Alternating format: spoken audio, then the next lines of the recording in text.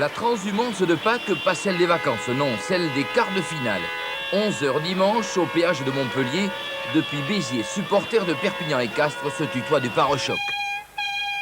Pompe à klaxon pour le CO ou drapeau Sankéor pour l'USAP, la Languedocienne appartient au peuple du rugby. Catalans et Tarnais s'identifient à leurs équipes et entendent le faire savoir à Nîmes. Nîmes, dernier bouchon avant de faire sauter les vrais bouchons aux abords du stade des Costières. C'est là que se sont donné rendez-vous les centaines de bus partis du Roussillon pour un pique-nique version catalane, c'est-à-dire grillade et paella entrecoupées de cris du cœur.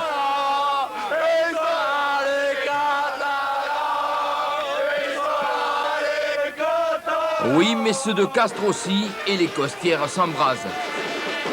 Cyril Savy à la relance, suivi d'une chandelle. À cet instant, l'arrière du CO, préféré à Laurent Laby, est loin de penser qu'il devra rester plus de 2 heures sur la pelouse. Une guerre des nerfs entre Castres et Perpignan, ponctuée par la réussite des canonniers, Savy très sainé. Le geste de M. Robin est explicite.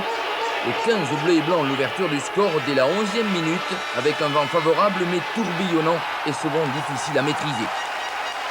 Défi physique permanent, rude empoignade, ce sont les mêlées ordonnées qui souffriront le plus souvent de cet affrontement.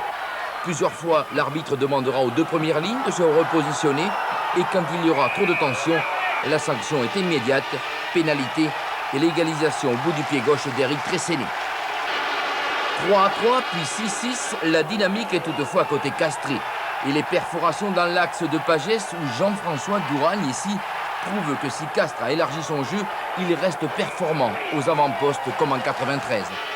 Cette nouvelle pénalité offerte à Cyril Savy arrive à l'heure des citrons, ainsi le CO vire en tête 9-6. C'est la première pause d'une série de 4, prolongation et tir au but oblige. En attendant, Castres, par son pack, impose sa puissance. Par 2 fois, Perpignan, dans ses 22 mètres, laisse filer le ballon sur son introduction, mais les Tarnais ne concrétisent pas cette domination. L'USAP, à 2 doigts de la rupture, reprend alors ses esprits. L'USAP, privé sur blessure de son maître à jouer Marc Delpoux, mais qui retrouve avec la rentrée de Marc Lièvremont des raisons d'espérer. À 4 reprises comme sur cette offensive, le 3e lignel catalan franchira la ligne d'avantage. C'est le CO qui est à son tour en danger, poussé à la faute pour un nouveau duel de buteurs.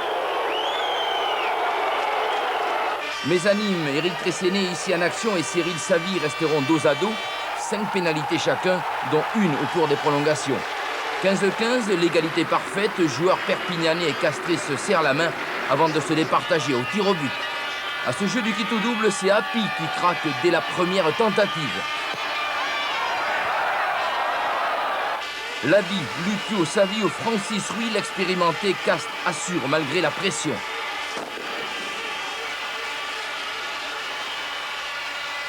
« 4-4, reste un tireur, Jean-Marc Coé. L'ancien Agenais né à Carmont réussit le coup de pied le plus important de sa jeune carrière. Il est synonyme de qualification et voilà une nouvelle demi-finale pour le Castres Olympique, la 3e en 4 ans face au même adversaire Toulon. La Montagne Noire voit rouge et rêve en